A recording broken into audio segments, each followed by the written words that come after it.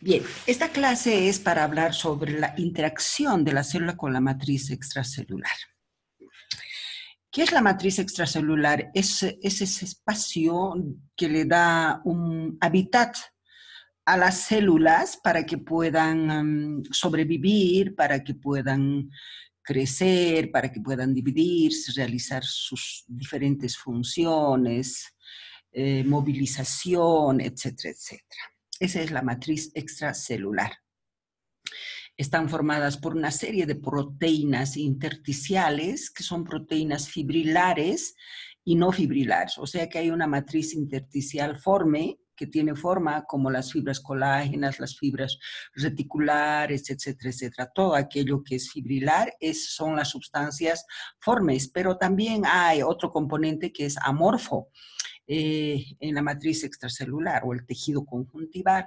Este material amorfo, estoy hablando de esas sustancias que tienen el aspecto de gelatina, de moco, como glucoproteínas.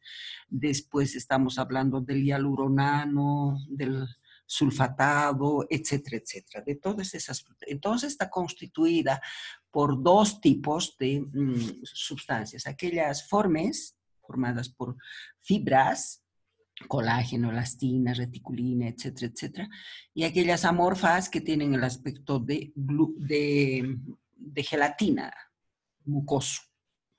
¿Cuál es la función de la matriz extracelular? Tiene muchas funciones. Dentro de ella, miren, es un soporte mecánico. ¿Para quién? Para para los vasos sanguíneos, por ejemplo. Es un soporte mecánico para las células mismas, ¿no es cierto? Le sirven de anclaje, quiere decir que las células no se encuentran volando en los tejidos, sino que se encuentran muy adheridas al tejido gracias a unas proteínas que son las proteínas adhesivas que más rato vamos a ver. Sirve para la migración también, por ejemplo, los leucocitos cuando tienen que abandonar los vasos sanguíneos, tienen que ir al tejido intersticial, al tejido conjuntival, porque ahí es donde se realiza la reacción inflamatoria. Entonces migran a través de estos componentes de la matriz extracelular. Mantiene la polaridad de las células.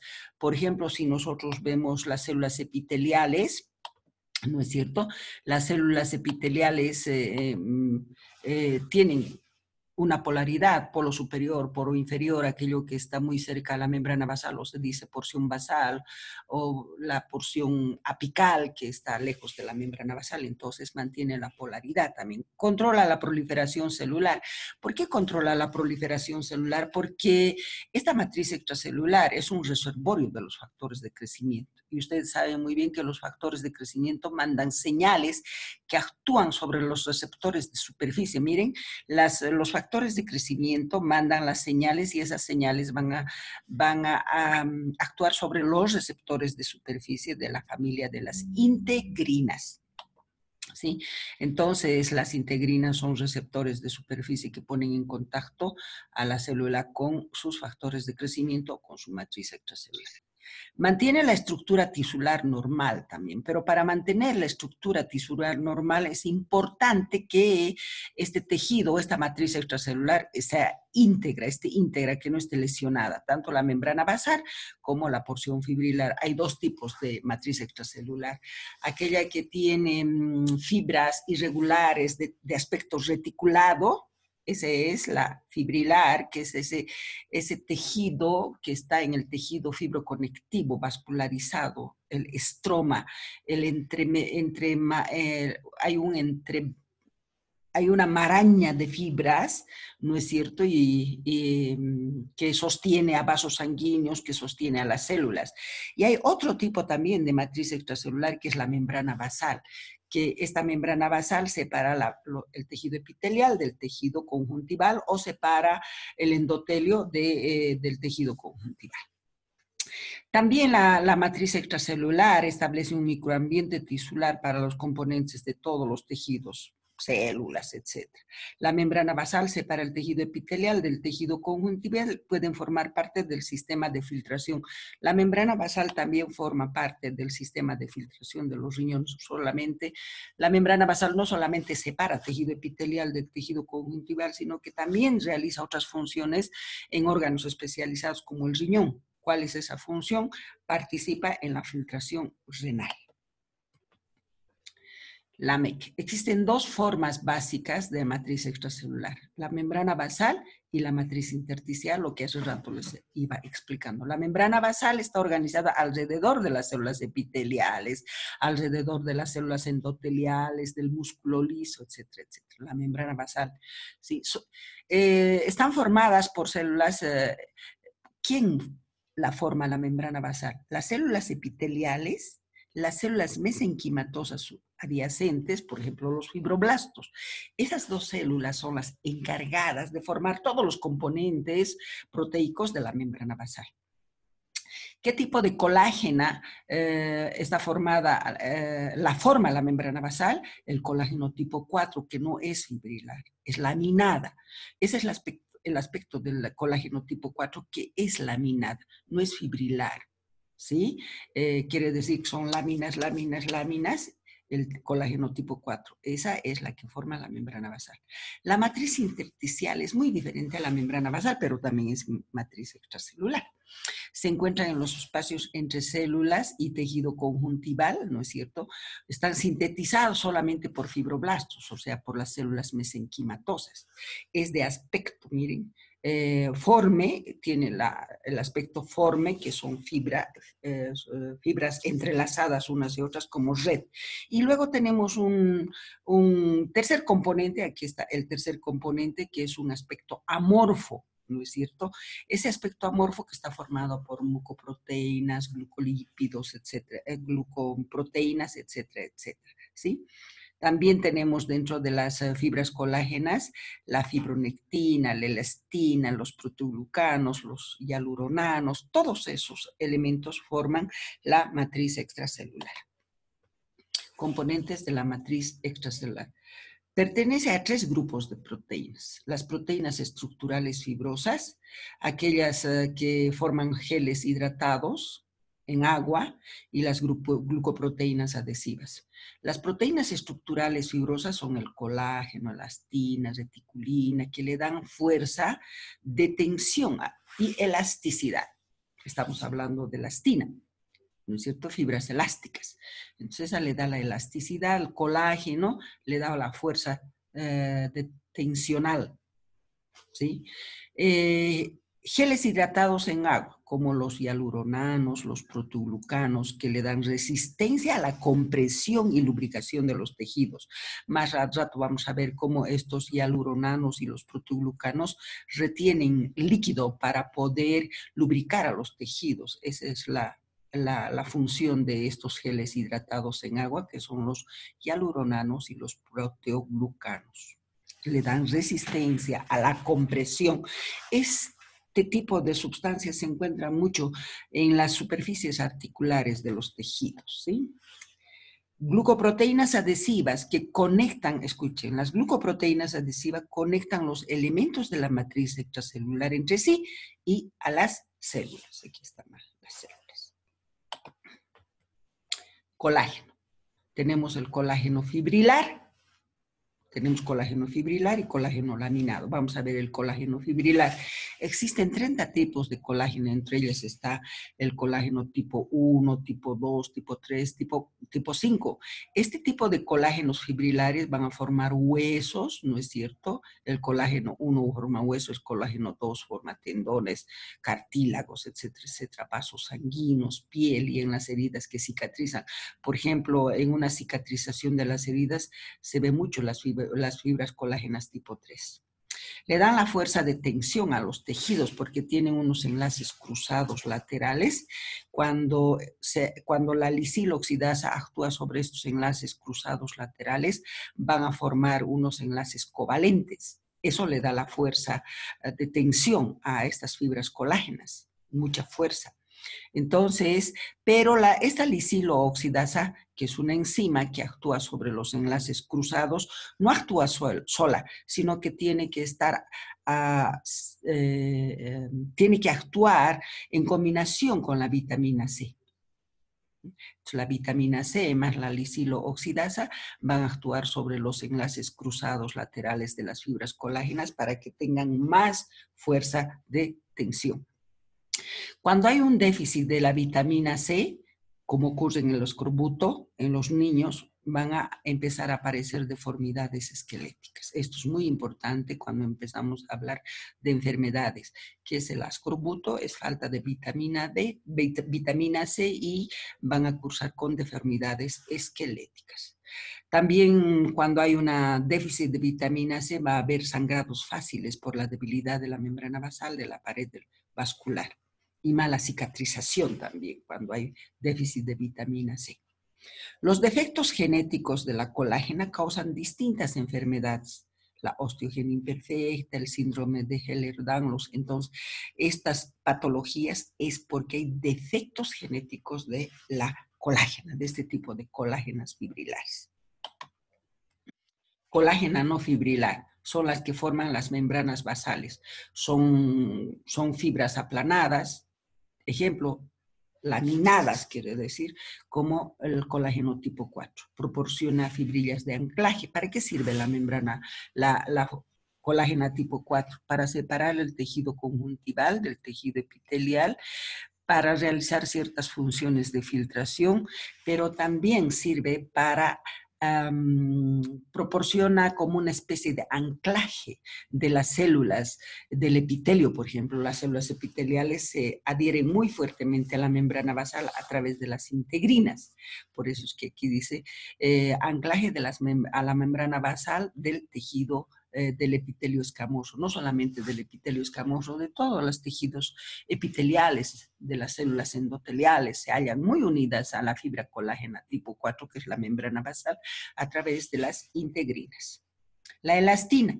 Gracias a estas fibras, los tejidos tienen capacidad de contraerse, elongarse. Por eso es que se encuentra en gran cantidad en aquellos órganos que tienen la capacidad de contraerse, de jalarse, como la piel, el útero, los ligamentos y la pared de todo el sistema cardiovascular. Ustedes saben muy bien que el corazón se contrae, se relaja, al igual que la pared de los vasos sanguíneos. Estructuralmente está formada por una proteína central que se llama elastina y está rodeada esta elastina por una proteína fibrilina que se llama fibrilina, ¿sí? Entonces, esa es la composición estructural de las fibras elásticas. Tiene una proteína central, un núcleo central, elastina, rodeada de fibrilina.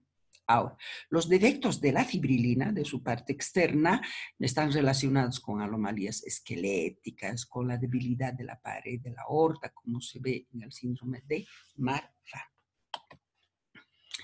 Acá están los componentes amorfos de la matriz extracelular, hialuronados y proteoglucanos. Forman geles compresivos muy hidratados que le confieren resistencia ante una fuerza de compresión. Esto se encuentra mucho en los espacios interarticulares. En el cartílago aurticular forma una capa de lubricación entre las superficies óseas adyacentes, ¿no es cierto? Está formados por glucosaminoglucanos como el sulfato de queratano y el sulfato de condroitina. Estas se enlazan con el hialuronano. Son elementos que atraen agua para formar una masa viscosa tipo gelatina que le confiere compresibilidad a los tejidos. Sirve de reservorio de los factores de crecimiento fibroblástico y de los factores de crecimiento de queratinocitos. Pueden actuar como proteínas integrales de la membrana celular que participan en la proliferación, migración, adhesión de las células. Todas esas son las características de estos componentes amorfos de la matriz extracelular. Acá están las glucoproteínas adhesivas y receptores de adhesión. ¿Cuáles son estas glucoproteínas adhesivas? Como dice su nombre, van a unir a las células con su porción extracelular, van a unir a los diferentes componentes de la matriz extracelular entre ellas, etcétera, etcétera, ¿no? Están implicadas en la unión de las células con la matriz extracelular. Ahí está. La fibronectina es una de ellas, la laminina es otra, y la integrina y las moléculas de adhesión celular. ¿Sí? Entonces, dentro de las moléculas de adhesión celular tenemos las inmunoglobulinas, las caderinas, las selectinas. ¿Ah? Entonces, vayamos a ver. La fibronectina, que es una glucoproteína adhesiva, es un componente principal de la matriz extracelular intersticial, la fibronectina. La laminina, que es un elemento principal de la membrana basal. La fibronectina de la matriz, de la matriz intersticial, la laminina de la membrana basal, y las integrinas son moléculas de adhesión celular, pertenecen a esta MAC, ¿no? Pero no solamente tenemos las integrinas en la MAC, también tenemos en la molécula de adhesión celular a las inmunoglobulinas, las caderinas, las selectinas. Entonces acá tendríamos que poner como otro componente de la MAC la integrina, ¿no es cierto?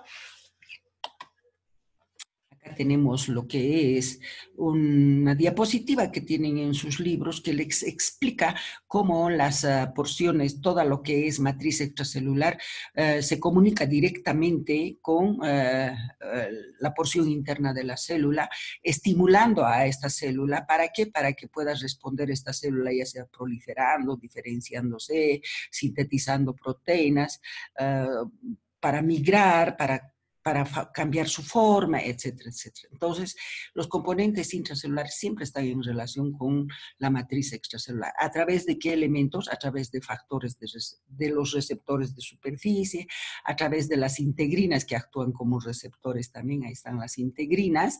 Miren, las integrinas se unen, se unen con las lamininas, y miren, la fibronectina es una proteína adhesiva que une a la laminina con las fibras colágenas, que está aquí, ¿no es cierto? Y todo esto, todo lo que existe dentro de la matriz extracelular, se va a comunicar directamente, ¿no es cierto?, con el citoesqueleto, especialmente con la actina. Miren, con la actina, para que esa célula pueda deformarse, pueda moverse, etcétera, etcétera.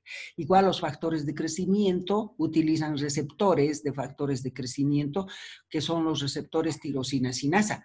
Entonces, esos receptores que se encuentran almacenados en la matriz extracelular también van a participar y van a ir a activar al núcleo para que se pueda producir todas estas respuestas de la célula. Acá está el componente de la matriz extracelular, tanto de la membrana basal como de la porción fibrilar. Esta es la porción laminada, la membrana basal, y esta es la porción fibrilar, que forma esa red de fibras colágenas, ¿sí? Entonces aquí vamos a ver que la membrana basal ahí está separando al tejido epitelial del tejido conjuntival. ¿Quiénes la forman? Las células epiteliales y las células, los fibroblastos que se encuentran cerca de ellas. Esas dos forman todos los componentes de la membrana basal. Miren cómo las integrinas están uniendo las células epiteliales con la membrana basal.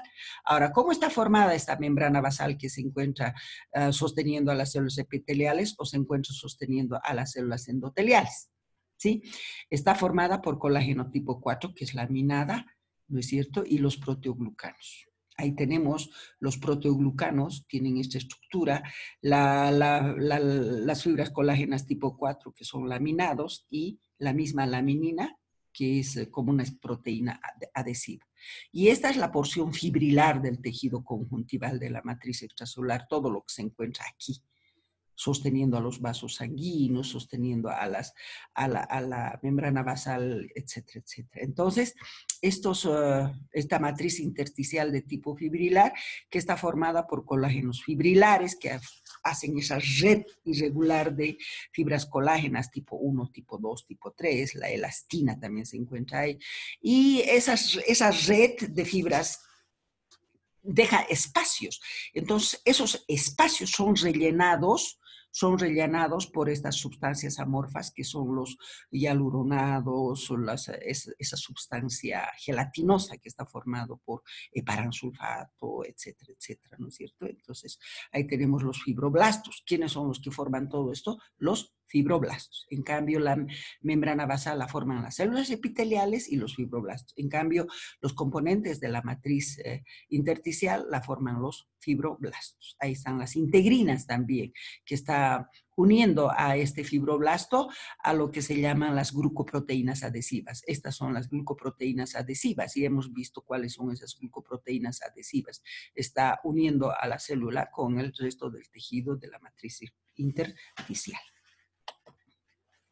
Estos son los sulfatos de condroitina. Miren, esta es la composición del sulfato de condroitina, ¿no es cierto? El sulfato de condroitina, el sulfato de queratano, los dos están juntitos y se unen a la columna central de ácido hialurónico. El ácido hialurónico y estos dos componentes, pero siempre están unidos a través de una proteína conectora. Esta es la proteína conectora. Estas son los proteoglucanos o glucoproteínas. Acá tenemos la proteína conectora, este es el ácido hialurónico, ¿no es cierto? Y esta es la proteína central del proteoglucano. Y tenemos estas sustancias sulfatadas, no son glúcidos sulfatados que retienen agua o retienen sodio, y si retienen sodio también retienen líquido y le da la lubricación a los tejidos. Y esta es otra parte que nos explica cómo la célula se interactúa. Esta es la membrana basal, ahí están los receptores de superficie de los factores de crecimiento. Aquí tenemos a los factores de crecimiento que están almacenados en la matriz extracelular, ¿no es cierto?, en esa sustancia amorfa, y vemos cómo los factores de crecimiento se ponen en contacto con el receptor de superficie y le ayuda el sulfato de parano. Pero miren cómo el sulfato de parano, se conecta con el sindecano. Y el sindecano es una proteína también que tiene una relación directa con la porción extracelular y la intracelular. Entonces, así como la porción interna del citoplasma se conecta con todos sus componentes de la matriz extracelular, con sus factores de crecimiento, con sus glucoproteínas, con sus sustancias fibrilares, etcétera, etcétera. Mantenimiento de la población celular. Para entender el mantenimiento de la población celular, usted sabe muy bien que todos los tejidos funcionan y al funcionar las células pues tienen que envejecer. Entonces esas células envejecidas son eliminadas del organismo en forma normal por una muerte celular programada que es la apoptosis. Entonces todas las células envejecidas activan sus genes de la muerte celular programada, la apoptosis, y son eliminadas. Entonces, para mantener en equilibrio la población celular, todos los tejidos tienen células de reserva, células muy indiferenciadas de reserva, que son las células madre tisulares. Estas células madre tisulares lo único que hacen es dividirse cuando son estimuladas por los factores de crecimiento. Todos los tejidos tienen estas células madre tisulares. Pero vayamos a ver, estas células madre tisulares vienen ¿de qué? De las células embrionarias pluripotenciales. Esas son las más indiferenciadas. Las células embrionarias pluripotenciales son las más indiferenciadas, las que se encuentran en el blastocisto, por ejemplo. Esas maduran un poquito y se convierten en células madre tisulares. Entonces, las células madre tisulares son más maduras que las células embrionarias pluripotenciales. Estas células madre tisulares se encuentran en diferentes tejidos con diferentes maduración. Por ejemplo, tenemos células madre tisulares en el hígado, las células ovales. Esas células ovales solamente van a dar origen a hepatocitos, nada más. Y así tenemos las células madre tisulares. Estas células madre tisulares mantienen la homeostasia de los tejidos, ¿sí? Entonces, vayamos a ver. Ahora, para que estas células mantengan la homeostasia de los tejidos, o sea, si tenemos una célula que ha envejecido y que ha sido eliminada, tiene que ser reemplazada por otra célula, madura también. Ejemplo, un hepatocito.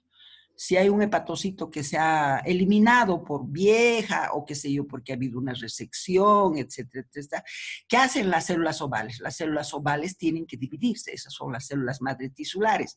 Se dividen en dos células hijas, Una de las células hijas va a ir a madurar hepatocito y la otra se va a quedar como célula oval.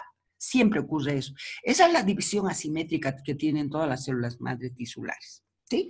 Y para hablar de división celular, tenemos que acordarnos que el ciclo mitótico tiene varias fases. La fase G1, todas las células que tienen capacidad de división se encuentran en la fase G1. Las células epiteliales, todas esas células lábiles que tienen capacidad de dividirse. Entonces hay otra fase que es la de síntesis, otra fase que es la premitótica y la fase mitótica. ¿No es cierto? Entonces, las células que se van a dividir pasan todas estas fases para poder dividirse. Pero estas fases tienen puntos de control. Estos son el primer punto de control que está dada por las sinasas, ¿no es cierto? Que son unas proteínas, o las ciclinas dependientes de sinasas también, ¿no es cierto? Entonces, esas proteínas son las que van a actuar en estos puntos de control. Este primer punto de control es para controlar que toda la fase de síntesis de proteínas, todas las proteínas sintetizadas estén bien sintetizadas. Si hay una proteína mal sintetizada, ¿qué hace este punto de control? Agarra la célula y la manda a la reparación. Si no se puede reparar, la manda a la apoptosis, porque no puede pasar este punto de control si sus proteínas están mal sintetizadas, mal plegadas, etcétera, etcétera. Hay otro punto de control que es entre la G2 y la M, el punto para entrar a la mitosis. También participan las ciclinas y las sinasas dependientes de ciclinas y sus enzimas. ¿Qué controlan aquí? Que el ADN no tenga ninguna mutación ni ninguna alteración. Si existe una célula cuyo ADN está dañado, está mutado por los rayos X, sustancias químicas que pueden dañar al ADN, entonces este punto de control que va a hacer, la va a mandar a reparar el daño de este ADN. Si no la puede reparar, entonces, ¿qué va a hacer? La va a mandar a la apoptosis. Si pasa este punto de control, un ADN mutado, ¿qué vamos a tener? Vamos a tener una división descontrolada que nos va a llevar a tumores malignos. Este es el ciclo donde en las diferentes fases actúan las diferentes ciclinas. Ahí está la ciclina D, la ciclina A, ¿no es cierto? Hay diferentes ciclinas que actúan en las diferentes fases del ciclo mitótico. Miren, aquí actúa entre la fase G1 y la S, estas ciclinas, con sus sinasas dependientes de ciclinas. Y aquí actúa la ciclina A entre la fase S y la G2. En cambio, esta ciclina B actúa solamente entre la fase G2 y la mitosis. Entonces, miren, las diferentes ciclinas actúan en diferentes fases del ciclo mitótico. Y estas son las inhibidoras de las sinasas dependientes de ciclinas. Entonces, todas estas proteínas van a permitir la progresión al ciclo mitótico o van a impedir de que vaya al ciclo mitótico. Todas. Estas son las diferentes proteínas que se llaman inhibidoras de las ciclinas dependientes de sinasas. Hay P16, P15. Muchas de estas proteínas, cuando se alteran, van a permitir una proliferación exagerada, por ejemplo, de las células, tumores malignos, o van a frenar la división de las células también. Entonces, este es el ciclo mitótico y las diferentes sustancias. Estas son para mantener la homeostasia del tejido celular. Miren las células madre tisulares, las indiferenciadas, esas se dividen, proliferan, ¿no es cierto? De esa proliferación muchas se van a diferenciar. O sea, si yo quiero células hepáticas, entonces estas células se van a dividir, unas se van a quedar, miren, unas pasan a madurar y otras se quedan como células madre tisulares. Entonces se maduran, pueden madurar. O puede también que cuando hay mucha proliferación, manden a una apoptosis, a esa muerte celular programada, diciéndole, no, hay muchas células, por lo tanto tú entras en apoptosis. Entonces, de esa manera se controla la población celular o la homeostasia de los tejidos. Esta es para ver la maduración de las células. Miren, las células más inmaduras son las células totipotenciales embrionarias. ¿Ah? Estas células totipotenciales embrionarias son las que van a dar origen a todas las células del organismo e inclusive permiten la manipulación genética. ¿Sí? Las células madre totipotenciales o pluripotenciales embrionarias dan origen a todas las células del organismo y pueden manipularse genéticamente. Estas son células maduras, ¿no es cierto? Son células madres tisulares. Las células madre tisulares, perdón, voy a ir a este.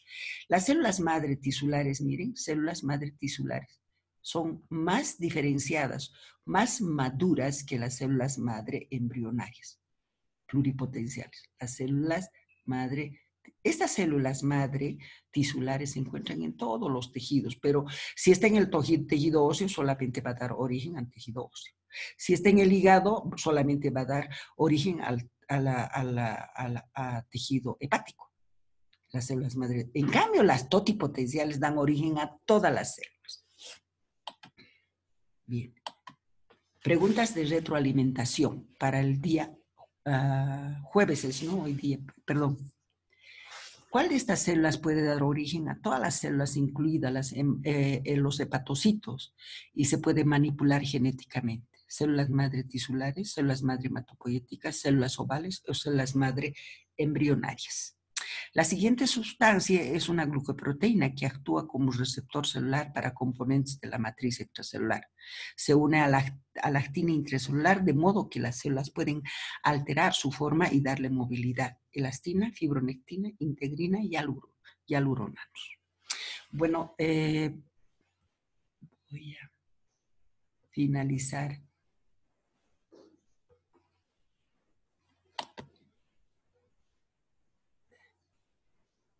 Bueno, muchachos, nos vemos el próximo viernes.